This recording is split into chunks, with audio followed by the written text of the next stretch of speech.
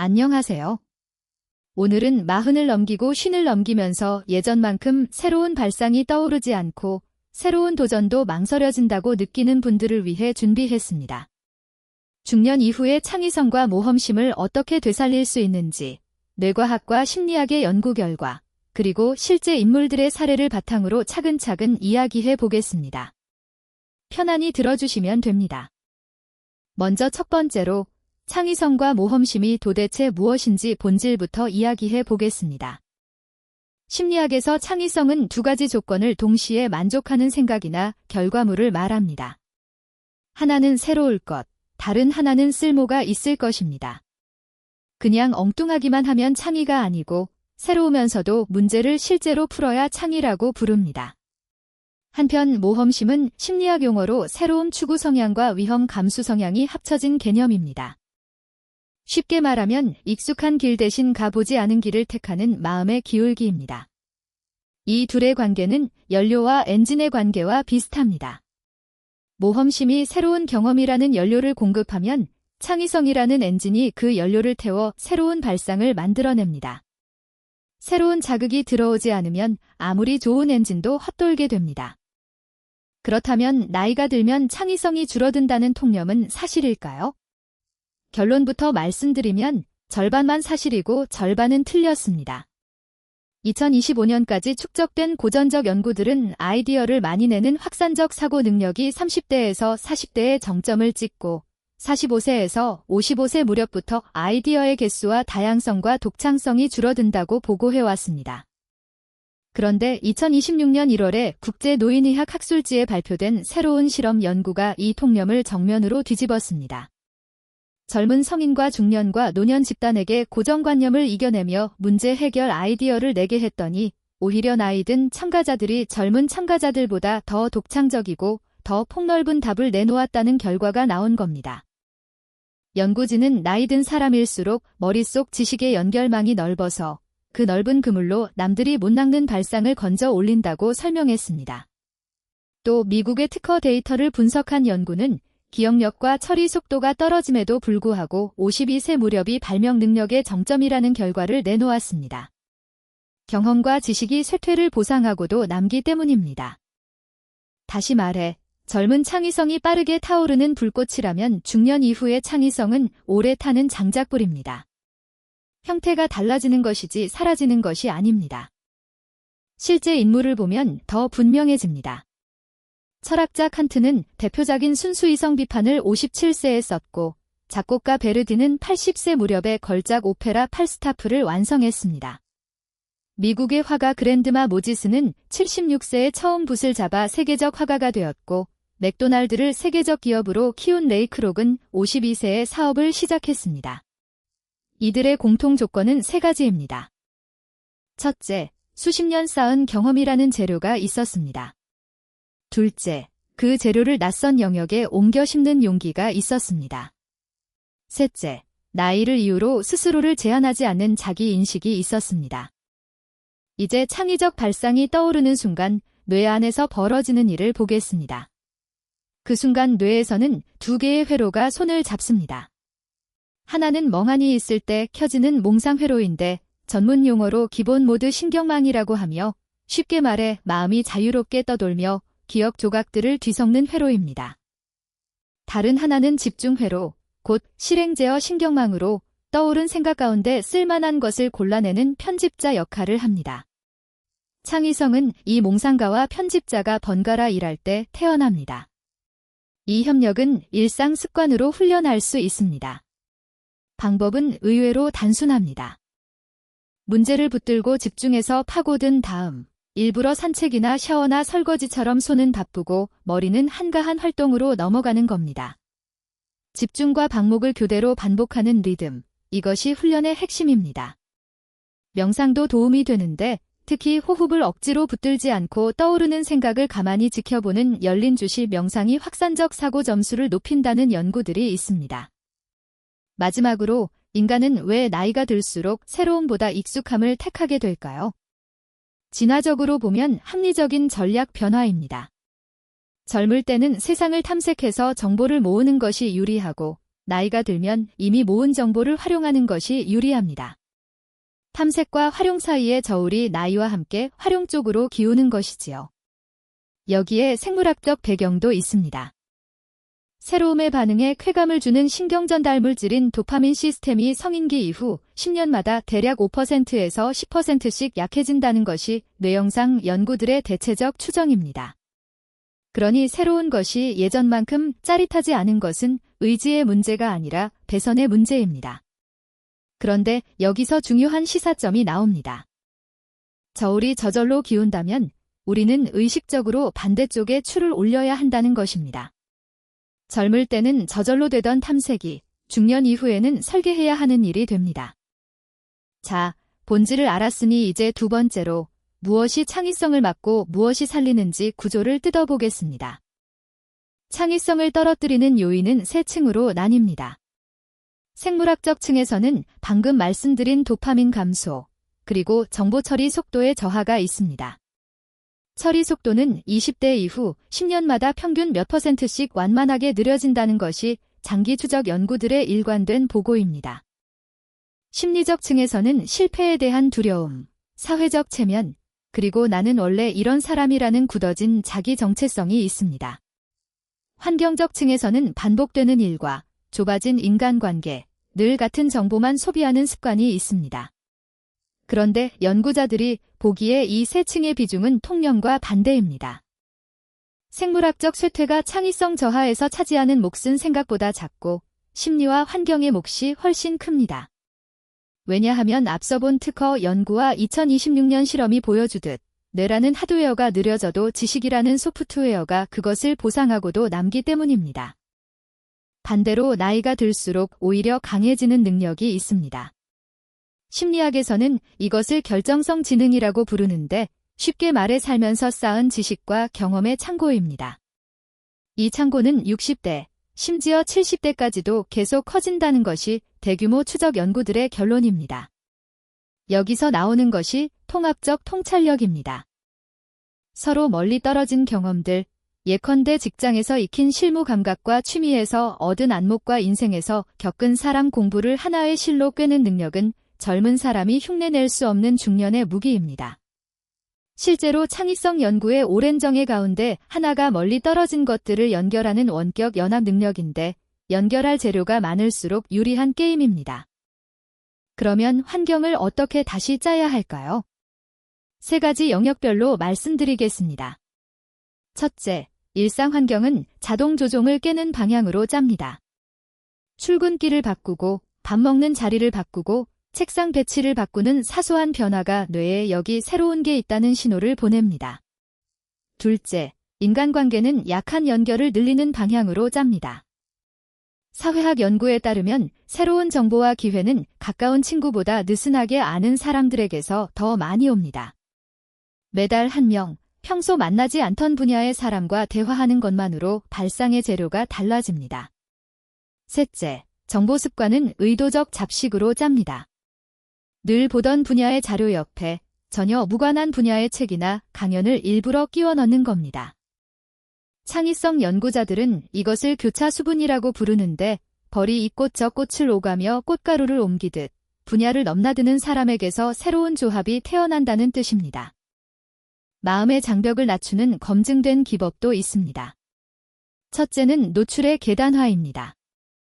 두려운 시도를 한 번에 하지 않고 실패해도 아무렇지 않은 작은 단계부터 밟는 방법으로 불안 치료에서 수십 년 검증된 원리를 창의 활동에 옮긴 것입니다. 둘째는 자기 거리 두기입니다. 내가 실패하면 어쩌지 대신 내 친구가 이 상황이라면 나는 뭐라고 조언할까라고 3인칭으로 묻는 기법인데 실험 연구들에서 불안을 낮추고 판단의 질을 높이는 효과가 확인되었습니다. 셋째는 실패 이력서 쓰기입니다. 성공이 아니라 실패와 그 교훈을 기록하는 습관으로 실패를 수치가 아니라 데이터로 재분류하게 만듭니다. 체면 의식에 대해서는 한 가지 실험 결과가 위로가 됩니다. 심리학에서 조명 효과라고 부르는 연구들에 따르면 남들이 나를 주목하는 정도는 내 예상의 절반에도 못 미칩니다. 다시 말해, 우리가 두려워하는 관객은 대부분 우리 머릿속에만 있습니다. 이 섹션을 한 문장으로 요약하면 이렇습니다. 창의성의 적은 능력의 쇠퇴가 아니라 자극의 빈곤이다. 이 관점의 함의는 강력합니다. 능력의 쇠퇴라면 우리가 할 수 있는 일이 별로 없지만 자극의 빈곤이라면 해결책은 전적으로 우리 손에 있기 때문입니다. 문제가 입력에 있다면 입력을 바꾸면 됩니다. 그렇다면 세 번째로 오늘부터 무엇을 할 수 있는지 실전으로 들어가 보겠습니다. 효과가 데이터로 확인된 중장년 창의성 훈련의 대표 사례를 두 가지 소개합니다. 첫째는 미국의 정신의학자 진 코헨이 이끈 창의성과 노화 연구입니다. 2006년에 발표된 이 기념비적 연구는 예술 기반 학습이 노년의 건강과 안녕을 실제로 끌어올린다는 것을 입증해 창조적 나이 듦이라는 분야 자체를 열었습니다. 평균 80세 참가자들을 합창단 활동 집단과 비교 집단으로 나눴더니 1년 뒤 합창 집단은 병원 방문과 약 복용과 낙상이 줄고 사기와 활동량이 늘었습니다. 둘째는 2014년 미국 텍사스에서 수행된 시냅스 프로젝트입니다. 60세 이상 참가자들에게 3개월간 주당 15시간씩 사진이나 퀼트 같은 낯선 기술을 배우게 했더니 단순히 영화를 보거나 친목만 한 집단과 달리 기억력이 유의미하게 향상되었습니다. 두 연구의 공통 결론은 편안한 활동이 아니라 낯설고 약간 버거운 학습이 뇌를 바꾼다는 것입니다. 하루 30분 이내의 루틴으로는 세 가지를 권합니다. 첫째, 아침에 아무 주제로 15분간 손 가는 대로 쓰는 자유 글쓰기입니다. 머릿속 검열관을 끄고 몽상 회로를 여는 훈련으로 표현적 글쓰기가 스트레스와 사고 유연성에 미치는 효과는 수백 편의 연구로 뒷받침됩니다. 둘째, 20분 산책입니다. 2014년 스탠퍼드 대학 실험에서 걷는 동안과 걸은 직후의 확산적 사고 산출량이 앉아있을 때보다 평균 60%가량 높았습니다. 실내 러닝머신에서도 효과가 나타났으니 날씨 핑계도 통하지 않습니다. 셋째, 하루 아이디어 10개 쓰기입니다. 질을 따지지 않고 양만 채우는 훈련인데 창의성 연구의 일관된 발견 하나가 양이 질을 낳는다는 것입니다. 위대한 창작자들은 타율이 높았던 것이 아니라 타석에 압도적으로 많이 섰던 사람들입니다. 작은 모험을 단계적으로 늘리는 과정은 계단처럼 설계합니다. 1단계는 비용과 위험이 거의 없는 일주일짜리 모험입니다. 안 가본 동네의 식당에서 혼자 밥 먹기, 처음 보는 장르의 책 읽기 같은 것들입니다. 2단계의 목표는 성과가 아니라 새로움에 대한 내성 회복입니다. 2단계는 한 달짜리로 약간의 어색함을 감수하는 모험입니다. 낯선 모임에 한 번 나가기, 새로운 기술 하나를 온라인으로 배우기 같은 것들입니다.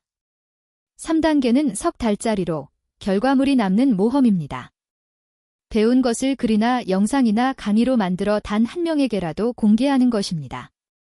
핵심 원리는 각 단계에서 성공 확률이 80%쯤 되도록 난이도를 조절하는 것입니다. 너무 쉬우면 뇌가 배우지 않고 너무 어려우면 마음이 도망갑니다. 이제 여러분이 이미 가진 자산을 창의의 재료로 바꾸는 이야기를 하겠습니다. 창의성 연구에서 가장 확실한 공식 하나는 새로운 것은 무에서 오지 않고 기존 요소들의 낯선 조합에서 온다는 것입니다. 중년의 나이에 이르면 누구에게나 자기만의 산이 두세 개는 있습니다. 수십 년 몸담은 직업의 전문성이라는 산, 오래 붙들어온 취미나 관심사라는 산, 그리고 사람과 세상을 겪으며 쌓은 인생 경험이라는 산입니다. 이 산들 사이에 다리를 놓는 순간 그 사람만 만들 수 있는 것이 태어납니다. 예를 들어 요리를 잘하는 회계사는 식당 창업자를 위한 숫자 강의를 만들 수 있고 등산을 좋아하는 간호사는 중년의 무릎 건강 안내서를 쓸 수 있으며 올해 아이를 키운 교사는 손주 세대와 대화하는 법이라는 콘텐츠를 만들 수 있습니다. 남들이 흔히 가진 산 하나로는 경쟁이 치열하지만 두세 개의 교차점에는 경쟁자가 거의 없습니다. 지금 잠깐 내 산은 무엇인지 세 개만 떠올려 보시기 바랍니다. 작은 모험의 반복이 큰 변화로 이어지는 이유는 두 가지입니다. 하나는 복리 효과입니다. 하루 1%의 변화도 1년이면 37배가 된다는 산술처럼 작은 시도는 다음 시도의 발판이 되어 기하급수로 쌓입니다. 다른 하나는 정체성 효과입니다. 행동이 반복되면 뇌는 나는 새로운 것을 시도하는 사람이라는 자기 개념을 갱신하고 갱신된 정체성이 다시 행동을 끌어당깁니다. 행동이 정체성을 만들고 정체성이 행동을 만드는 선순환. 이것이 작은 모험의 진짜 힘입니다. 네 번째로, 이 모든 노력이 무엇을 주고 무엇을 요구하는지 값을 따져보겠습니다. 먼저 얻는 것입니다. 창의적 활동이 중장년의 인지 건강에 미치는 효과는 상당히 탄탄하게 확인되어 있습니다. 미국의 저명한 의료기관인 메이오 클리닉이 85세 이상 고령자를 4년간 추적한 2015년 연구에서 그림이나 조각 같은 예술 활동을 중년과 노년에 걸쳐 지속한 사람은 경도인지장애, 쉽게 말해 치매 전 단계에 해당하는 기억력 저하가 나타날 위험이 73%나 낮았습니다. 공예 활동은 약 45%, 사회적 교류는 약 55%의 위험 감소와 연관되었습니다. 수명 쪽에서도 삶의 목적의식이 뚜렷한 사람은 그렇지 않은 사람보다 사망 위험이 대략 15에서 20% 낮다는 것이 수만 명 규모의 통합 분석에서 반복 확인되었습니다. 다만 정직하게 덧붙이면 이런 연구의 다수는 관찰 연구여서 창의 활동이 건강을 만든 것인지 건강한 사람이 창의 활동을 한 것인지 방향을 완전히 가르지는 못합니다. 그래서 참가자를 무작위로 나눠 인과를 확인한 시냅스 프로젝트나 합창단 연구 같은 실험 증거가 함께 있다는 점이 중요합니다. 다음으로 치르는 것입니다. 모험적 시도의 평균 비용은 생각보다 낮습니다. 시간으로는 하루 30분에서 1시간, 돈으로는 취미 강좌 기준 월 몇만 원에서 10몇만 원 수준이며 가장 큰 비용은 사실 심리적 비용, 곧 서툰 자신을 견디는 불편함입니다. 비용 대비 효과가 큰 시도를 꼽자면 걷기와 글쓰기는 비용이 거의 0에 가까우면서 효과 근거가 가장 두텁고 새로운 기술 학습은 비용이 중간이지만 인지 효과가 실험으로 입증되었으며 여행은 비용이 크지만 환경 전체를 갈아 끼우는 강력한 자극이라는 장점이 있습니다. 예술 활동은 인지보호 효과의 근거가 가장 강하고 신체 운동은 뇌혈류와 신경성장 물질을 통해 창의성의 토대 자체를 튼튼하게 하며 사람들과의 교류는 효과가 크지만 관계의 질에 따라 편차가 큽니다. 그러니 최적의 답은 한 가지를 고르는 것이 아니라 몸을 쓰는 것 하나, 머리로 배우는 것 하나, 사람을 만나는 것 하나를 섞는 것입니다. 실패의 손실은 줄이면서 시도 횟수는 늘리는 위험관리 원칙도 있습니다. 3가지입니다. 첫째, 감당 가능한 손실의 원칙입니다. 얼마를 얻을까가 아니라 최악의 경우 얼마까지 잃어도 괜찮은가를 먼저 정하고 그 한도 안에서만 시도합니다. 둘째, 분산의 원칙입니다. 큰 모험 하나에 전부를 걸지 않고 작은 모험 여러 개에 나눠 겁니다. 10개 가운데 8비 실패해도 2개가 남으면 성공인 구조를 만드는 겁니다. 셋째, 비대칭의 원칙입니다. 잃을 것은 유한하고 얻을 것은 열려있는 시도. 예컨대 글 한 편 공개하기 같은 것을 골라 손실은 바닥이 있고 이익은 천장이 없게 만듭니다. 일상의 대부분은 안전하게 유지하고 일부만 과감하게 실험하는 이른바 아령구조를 삶에 적용하는 셈입니다. 마지막으로 2갈래 삶의 장기 차이입니다. 성격 연구에서 새로운 경험에 열려있는 사람들은 노년의 인지 저하 속도가 완만하고 삶의 만족도가 높다는 장기 추적 결과가 반복됩니다. 안정만 택하는 삶은 단기적으로 편안하지만 자극이 줄면서 세계가 서서히 좁아지는 비용을 장기에 치릅니다. 모험을 섞는 삶은 단기적으로 불편하지만 뇌와 관계와 이야깃거리가 계속 자라는 이자를 장기에 받습니다. 결국 이것은 편안함을 지금 받을 것인가, 생기를 나중까지 받을 것인가의 선택입니다. 이제 5번째이자 마지막 분석으로 앞으로의 10년을 어떻게 설계할지 미래를 내다보겠습니다. 먼저 인공지능이 개인의 창의 활동을 돕는 흐름은 2026년 7월 현재 어디까지 왔을까요? 미국 은퇴자 협회, 곧 미국의 50세 이상 인구를 대변하는 대형 단체가 2025년 12월에 발표한 조사에 따르면 50세 이상 성인의 인공지능 사용률은 2024년 18%에서 2025년 30%로 거의 2배가 되었습니다. 창작 현장 쪽 데이터도 있습니다. 2026년 4월에 나온 창작 전문가 1780명 대상 조사에서는 가장 젊은 세대가 54%로 매일 인공지능을 쓰는 비율이 가장 높지만 40대와 50대에 해당하는 중년 창작자들도 45%가 매일 사용하고 있어 격차가 크지 않았습니다. 다시 말해 인공지능 창작 도구는 이미 젊은이의 전유물이 아니라 세대 공통의 작업대가 되었습니다. 글쓰기 초안, 그림과 영상 만들기, 자료 조사와 요약, 글을 음성으로 바꿔주는 기능까지 창작의 거의 모든 공정에 인공지능 조수를 붙일 수 있는 시대가 지금의 현실입니다. 50대 후반에서 60대에 새로 시작해 성과를 낸 활동에는 뚜렷한 경향이 있습니다. 첫째, 축적형 활동입니다. 순발력보다 쌓아온 지식이 무기가 되는 글쓰기, 강의, 자문, 온라인 채널 운영 같은 영역에서 늦깎이 성공이 집중됩니다. 실제로 미국의 대규모 창업 데이터 연구에서 빠르게 성장한 기업 창업자의 창업 시점 평균 나이는 45세였고 50대 창업자의 성공 확률이 20대보다 높았습니다. 둘째, 이야기형 활동입니다. 앞서 본 그랜드마 모지스처럼 살아온 세월 자체가 콘텐츠가 되는 회고와 기록의 영역입니다. 일본에서 60세에 컴퓨터를 배워 80대에 스마트폰 게임을 만들어 세계적 화제가 된 와카미야 마사코 씨도 같은 계열의 사례입니다. 그러면 인공지능이 지금 속도로 계속 발전한다는 시나리오를 전제하고 중장년의 협업 전략을 세워보겠습니다. 이 시나리오에서 젊음의 전통적 무기였던 빠른 손과 최신 기술 습득력은 인공지능이 상당 부분 평준화합니다. 초안은 기계가 순식간에 쓰고 그림도 기계가 그립니다.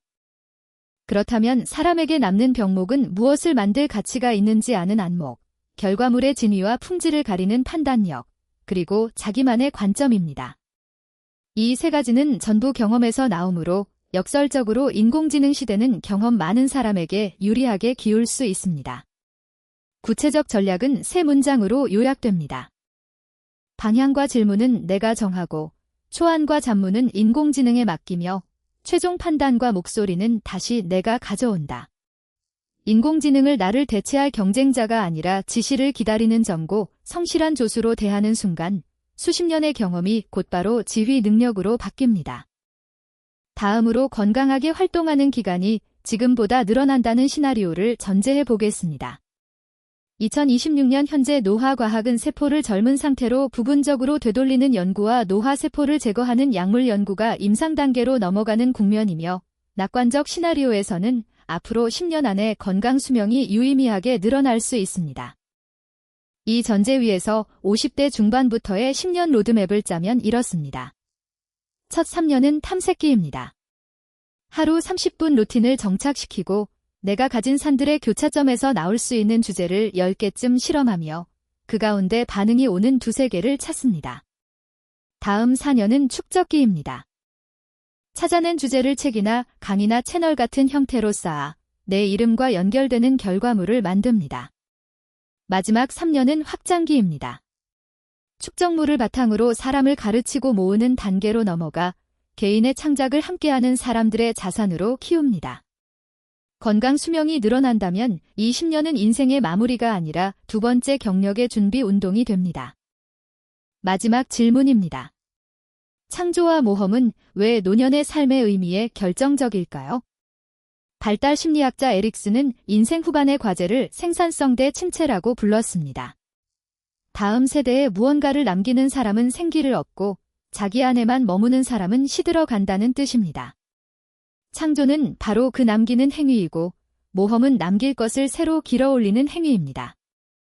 모든 것이 변한다는 사실은 흔히 두려움의 이유로 여겨지지만 뒤집어 보면 나 역시 어제와 다른 사람으로 계속 바뀔 수 있다는 허가증이기도 합니다. 변화를 막을 수 없다면 변화의 방향을 내가 고르는 것, 그것이 창조하는 삶입니다. 자, 분석을 모두 마쳤으니 약속드린 대로 오늘 바로 마음에 불을 붙일 5문장을 처방해 드리겠습니다. 첫째, 발상을 뒤집는 문장입니다. 창의성은 젊음의 잔고가 아니라 경험의 이자이니 지금의 당신은 인생에서 가장 부유한 창작 자본을 들고 있는 셈입니다. 둘째, 오늘의 작은 모험을 권하는 문장입니다. 오늘 저녁 한 번도 걸어보지 않은 골목 하나를 골라 낯선 풍경 하나를 주워 오시면 어떨까요? 셋째, 스스로에게 던질 질문입니다. 내가 수십 년 쌓아온 산들을 두세 개 꼽아본다면 그 산들이 만나는 자리에서 나만 만들 수 있는 것은 무엇일까요? 넷째, 이미 가진 것을 새롭게 보게 하는 문장입니다. 지나온 실패도, 오래된 습관도, 무심코 쌓인 세월도 전부 아직 조합되지 않은 창작의 재료로 당신 안에 쌓여 있습니다. 다섯째, 즉시 행동을 북돋는 문장입니다. 완벽한 계획이 서기 전에 지금 떠오른 가장 작은 아이디어 하나를 5분 안에 어딘가에 적어 두시기를 초대합니다.